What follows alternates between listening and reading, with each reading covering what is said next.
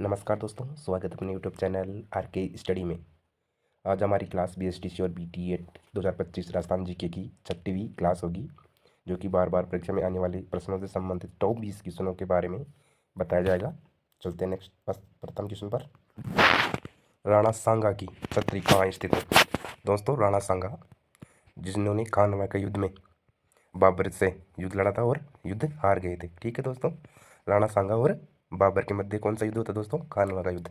ठीक है, कब हुआ था? 1527 में। ठीक है दोस्तों, इनकी छतरी कहाँ स्थित है दोस्तों? ये कहाँ खत्म हो गए थे? मांडलगढ़ में। ठीक है दोस्तों, इनकी मृत्यु कभी हुई थी? 30 जनवरी 1529 में। ठीक है दोस्तों, खानवा के युद्ध 17 मार्च 1527 में पराजय के बाद जब राणा सांगा के साथियों ने देखा कि इस बार पराजय से मेवाड़ का सर्वनाश होगा, तो उन्होंने मिलकर उसे विष दे दिया। इसके फलस्वरूप 30 जनवरी 1528 को 46 वर्ष की आयु में राणा सांगा की मृत्यु हो गई। राणा सांगा का शव कालपी से मांडलगढ़ ले जाया गया, जहाँ राणा का समाधि स्थल आज भी इस महान योद्धा का स्मरण दिलाता है। राणा सांगा को हिंदू पथ या सैनिकों का भग्ना अवशेष भी कहा जाता है। ठीक है दोस्तों, राणा सांगा को। चलते हैं नेक्स्ट क्वेश्चन पे। राजपूताना के किस राज्य के राज चिन्ह, प्रतीक और झंडे पर भील राजा को दर्शाया गया है? ठीक है, तो वो कौन सा राज्य होगा दोस्तों? कौन सी रियासत थी वो जिसके झंडे पर भील राजा का चित्र दर्शाया गया है? तो कौन सा जाएगी? उदयपुर। राइट आंसर हो जाएगा दोस्तों उदयपुर। ठीक है दोस्तों, जिसे झीलों की नगरी भी कहते हैं। ठीक है दोस्तों, भारत का वेनिस भी कहते हैं इसे। चलते हैं इसके अजमेर शहर की नींव किसने रखी थी दोस्तों? अजमेर शहर की नींव किसने रखी दोस्तों? इसका क्या आएगा राइट आंसर? क्या जाएगा दोस्तों? अजय राज ने। क्या आएगा? अजय राज ने। जबकि चौहान वंश का सबसे प्रतापी राजा कौन था? विग्रहराज चतुर्थ, जिसे बिसल भी कहते हैं। ठीक है दोस्तों, कि रखी थी इसने 1113 ईस्वी में। ठीक है दोस्तों, अजमेर की स्थापना। ठीक है दोस्तों, अजमेर शहर की स्थापना अजय राज चौहान ने की। यह राजस्थान का ऐतिहासिक शहर है। ठीक है दोस्तों, और अजमेर को क्या बोलते हैं? भारत का मक्का। क्या बोलते हैं दोस्तों? भारत का मक्का बोलते हैं अजमेर को। और अंडों की टोकरी, राजस्थान का हृदय भी बोलते हैं अजमेर को। ठीक है दोस्तों, चलते हैं नेक्स्ट क्वेश्चन पर। किस प्रतिहार राजा ने आदिवराह की उपाधि ग्रहण की थी? तो कौन से प्रतिहार राजा थे जिन्होंने आदिवराह की उपाधि भी ग्रहण की थी? आपको 4 ऑप्शन दे रखे हैं: महिरभोज, महेंद्रपाल, वत्सराज और नागभट्ट द्वितीय। तो इसमें कौन सा आएगा राइट आंसर दोस्तों? कौन सा जाएगा? महिरभोज। ठीक है दोस्तों, राइट आंसर महिरभोज। देखते हैं सॉल्यूशन इसका। महिरभोज को आदि वराह की उपाधि धारण की थी। गवालियर अभिलेख में महिरभोज प्रथम 836 से 885 की उपाधि आदि वराह मिलती है। ठीक है दोस्तों, वही दौलतपुर अभिलेख में इन्हें प्रभास भी कहा है। किसको? महिरभोज प्रथम को प्रभास और आदि वराह की उपाधि भी मिली है। इनके समय प्रचलित चांदी व तांबे के सिक्कों पर श्री मदादि वराह अंकित था। ठीक है दोस्तों, तो आदि वराह की उपाधि और प्रभास की उपाधि किसे दी गई है दोस्तों? महिरभोज को। चलते हैं राजस्थान में राठौड़ वंश का प्रथम शासक कौन था? राठौड़ वंश कहाँ था दोस्तों राजस्थान में? जोधपुर, किशनगढ़ और बीकानेर। 3 रियासतों में दोस्तों क्या थे? राठौड़। 3 रियासतों में कौन कौन सी? जोधपुर, बीकानेर और किशनगढ़। तो राठौड़ वंश का प्रथम शासक कौन था दोस्तों? राव सिंहा। ठीक है दोस्तों, राव सिंहा। बीकानेर के संस्थापक कौन थे? राव बिक्का। ठीक है दोस्तों, किशनगढ़ के कौन थे दोस्तों? राव किशन सिंह। ठीक है, संस्थापक थे। नेक्स्ट क्वेश्चन पे, राव सिया। मारवाड़ के राठौड़ वंश की स्थापना 1240 ईस्वी में राव सिया ने की थी। ठीक है दोस्तों, मारवाड़ के राठौड़ वंश के संस्थापक कौन हो जाएंगे दोस्तों? राव सिंहा, प्रथम शासक और संस्थापक। ठीक है दोस्तों, राव मालदेव राठौड़ों के सर्वाधिक प्रसिद्ध व्यक्ति, जो कि राव गंगा के पुत्र थे। ठीक है दोस्तों, इन्होंने शेरशाह सूर्य के साथ युद्ध लड़ा था दोस्तों, जिस पर शेरशाह सूर्य ने कहा था, मैं एक मुट्ठी भर बाजरे के लिए हिंदुस्तान की बादशाहत खो देता। ठीक है दोस्तों, मारवाड़ के राठौड़ वंश की स्थापना 1240 ईस्वी में राव सिंहा के द्वारा की गई। बिट्ठू गांव पाली के देवल अभिलेख के अनुसार राव सिंह कुंवर सेतराम का पुत्र था और उसकी सोलंकी वंश की पार्वती नामक रानी थी। ठीक है दोस्तों, चलते हैं नेक्स्ट क्वेश्चन पे। अंग्रेजों से संधि करने वाला पहला राज्य था, राजस्थान का पहली रियासत कौन सी थी जो कि अंग्रेजों से सर्वप्रथम संधि की थी? कब? 1803 में। ठीक है दोस्तों, कौन सी आ जाएगी? कैरोली। कौन सी आ जाएगी? कैरोली। और सबसे अंतिम, राजस्थान की वह रियासत जो अंग्रेजों से सबसे अंतिम संधि करती है, ऐसी कौन सी रियासत हो जाएगी दोस्तों? सिरोही। कौन सी हो जाएगी? सिरोही। सबसे लास्ट में करने वाली संधि रियासत कौन सी थी? सिरोही। और सर्वप्रथम कैरोली। ठीक है दोस्तों, कैरोली आ जाएगा प्रथम। अंग्रेजों से संधि करने वाला पहला राजपूत राज्य कैरोली था, जबकि सिरोही अंतिम राज्य था जिसने संधि की थी अंग्रेजों से। ठीक है दोस्तों, 1800 लगभग 45 के आसपास। प्रश्न 8, बीकानेर शासक गंगा सिंह ने ऊंटों की सेना तैयार कर उसे क्या नाम दिया था? यह सेना दल अपने राज्य से बाहर अंग्रेजों की सहायतार्थ जाता रहता था। क्या नाम दिया था दोस्तों गंगा सिंह ने ऊंटों की एक सेना को? क्या नाम दिया गया? गंगा रिसाला। क्या नाम दिया गया? गंगा रिसाला। ठीक है दोस्तों, व्याख्या देखते हैं इसकी। गंगा रिसाला आंसर आ जाएगा। व्याख्या, गंगा सिंह ने 1889 में गंगा रिसाल नामक फौज का गठन किया था। ठीक है दोस्तों, चलते हैं नेक्स्ट क्वेश्चन पर। सम्मिलित करना है दोस्तों। जैसे ठकुराइन द्वारा नया चूड़ा पहनने पर किसानों से वसूला जाने वाला कर कौन सा हो जाएगा दोस्तों? चूड़ा लाग। ठीक है दोस्तों, खेती पर किसानों से प्रति हल वसूल की जाने वाली लाग को क्या कहते थे दोस्तों? वहीं भूमि के विक्रय पर वसूली जाने वाली लाग को क्या कहते थे? हल पर। तो क्या जाएगा दोस्तों? हल लाग। ठीक है दोस्तों, और जागीरदारों द्वारा अपनी मेहमानों पर होने वाले खर्च को गांव के किसानों से वसूलता थे, उसको क्या कहते थे दोस्तों? पावड़ा लाग। ठीक है दोस्तों, और इसमें क्या जाएगा? जाजम लाग। ठीक है दोस्तों, तो एक में क्या जाएगा? 2। ठीक है दोस्तों, और 2 में क्या जाएगा? 4। ठीक है दोस्तों, और 3 में क्या आएगा? 1, और 4 में क्या आएगा दोस्तों? 3। ठीक है दोस्तों, तो आपका क्या आंसर आ जाएगा इसमें?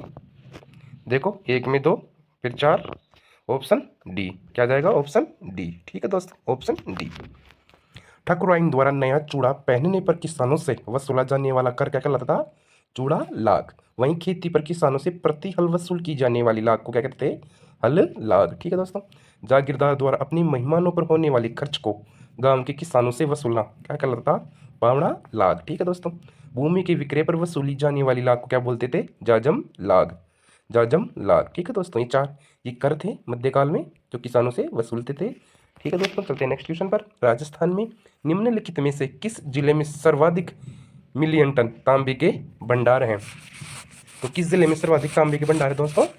झुंझुनू जिले में। ठीक है दोस्तों, झुंझुनू जिले में, जो कि राजस्थान की झुंझुनू जिले में एक तांबे की खान भी प्रसिद्ध है। कौन सी? खेतड़ी। ठीक है दोस्तों, कौन सी? खेतड़ी खान।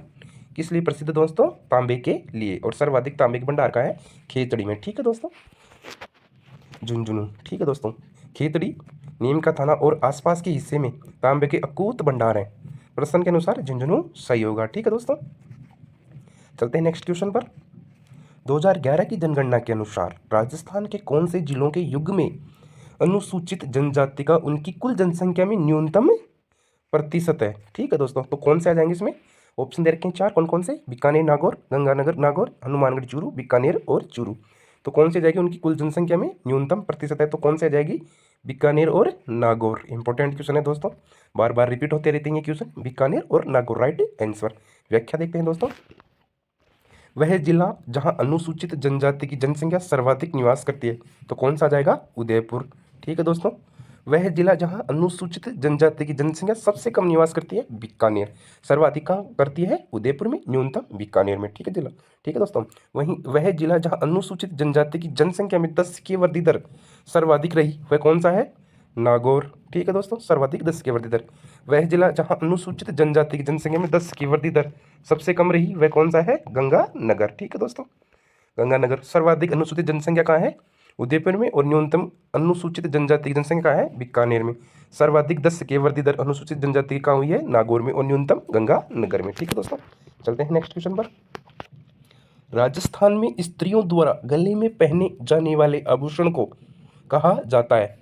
क्या नाम है गले में पहनने वाले आभूषण को? जैसे कर्णफूल दे रखा है, मोकड़ी दे रखा है, तिमड़ियाँ दे रखा है, बोगली दे रखा है। ठीक है दोस्तों।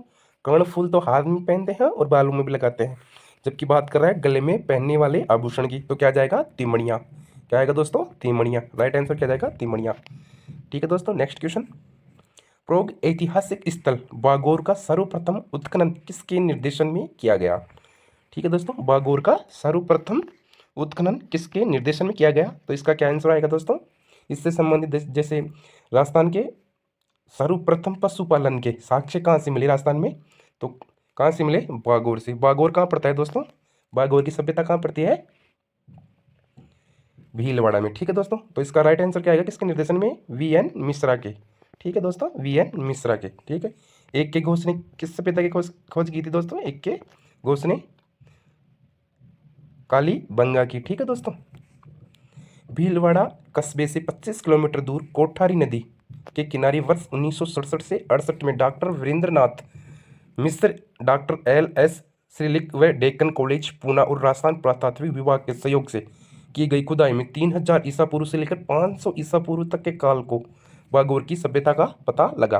तो बागोर की सभ्यता किस जिले में है? भीलवाड़ा में। कौन सी नदी पे है? कोठारी नदी पे। ठीक है। यहाँ सर्वप्रथम पशुपालन के साक्ष्य भी मिले हैं। सर्वप्रथम खोजकर्ता वी.एन. मिश्रा के निर्देशन में इसकी खुदाई हुई। ठीक है दोस्तों। राजस्थान में और भी सभ्यताएं जैसे आहड़ सभ्यता हो गई, कालीबंगा सभ्यता हो गई, पीलीबंगा सभ्यता हो गई, रंगमहल हो गया। ठीक है दोस्तों। और आहड़ हो गई, ओजाना हो गया, बैराट सभ्यता हो गई, और भी अनेक सभ्यता है राजस्थान में, पर इंपॉर्टेंट 6-7 सभ्यताएं हैं जिनको हमें याद करना है। 1857 के विद्रोह के समय भीमजी चारण को किस रावत या सामंत ने शरण दी थी? ये इंपॉर्टेंट क्वेश्चन है दोस्तों। 1857 की क्रांति से संबंधित है। 1857 की क्रांति के समय राजस्थान में कितनी छावनियाँ थी दोस्तों? छः छावनियाँ थी राजस्थान में। कब प्रारंभ हुई थी? 28 मई को। 28 मई 1857 को राजस्थान में सर्वप्रथम नसीराबाद में क्रांतिकारियों ने नसीराबाद छावनी को अपने नियंत्रण में ले लिया। तो ये क्वेश्चन है दोस्तों, भीमजी चारण ने को किस सामंत ने शरण दी थी? जोध सिंह ने। ठीक है दोस्तों, इसका आंसर क्या जाएगा? जोध सिंह। ठीक है। और 1857 की क्रांति के समय राजस्थान में कितनी सैनिक छावनियाँ थी? 6। ठीक है। सर्वप्रथम किस छावनी में विद्रोह होता है? नसीराबाद में। ठीक है दोस्तों, 28 मई 1857 को। व्याख्या देखते हैं। जोध सिंह ने भीमजी चारण को भी कोठारिया में शरण दी। भीमजी गंगापुर में तैनात ब्रिटिश अधिकारियों की संपत्ति लूटने के बाद कोठारिया आ गए थे। ठीक है दोस्तों, चलते हैं नेक्स्ट क्वेश्चन पर। थार रेगिस्तान का कुल क्षेत्रफल कितना है? ठीक है दोस्तों, थार रेगिस्तान का कुल क्षेत्रफल पूछा है, ना कि राजस्थान में थार मरुस्थल का क्षेत्रफल नहीं पूछा, टोटल मरुस्थल की बात हो रही है। तो कितना आ जाएगा दोस्तों? 2,38,254 किलोमीटर। ठीक है दोस्तों, थार रेगिस्तान का कुल क्षेत्रफल है 2,38,254 वर्ग किलोमीटर। ठीक है दोस्तों, जो कि भारत के पंजाब, हरियाणा, राजस्थान और गुजरात में पाया जाता है थार का मरुस्थल, और पाकिस्तान में भी इसका कुछ हिस्सा। ठीक है दोस्तों, चलते हैं नेक्स्ट की। थार मरुस्थल का क्षेत्रफल कितना हो जाएगा दोस्तों? 2,38,254 किलोमीटर। ठीक है दोस्तों, कुल क्षेत्रफल। बात करते हैं नेक्स्ट क्वेश्चन की। 1897 ईस्वी में बिजोलिया के किसानों ने जो गिरधरपुरा गांव, कौन सा गांव? गिरधरपुरा गांव में एकत्रित थे, निम्न में से किन्हें महाराणा से मिलने के लिए उदयपुर भेजा? ठीक है दोस्तों, किन किन व्यक्तियों को महाराणा से मिलने के लिए उदयपुर भेजा था दोस्तों? ऑप्शन आपको दे रखे हैं, तो इसमें राइट आंसर क्या आएगा दोस्तों? नानजी पटेल और ठाकरी पटेल को बिजोलिया के किसानों ने उदयपुर भेजा और अपनी समस्याओं को बताने के लिए महाराणा को अपनी समस्याएं अवगत करवाई। ठीक है दोस्तों, 1897 में। ठीक है दोस्तों, बिजोलिया किसान आंदोलन 3 चरणों में चला। 1897 से 1941 ईस्वी तक यह आंदोलन चला। ये राजस्थान का पहला किसान आंदोलन था जो पूर्ण संगठित रूप से चलाया गया था। ठीक है दोस्तों, इसकी व्याख्या देखते हैं।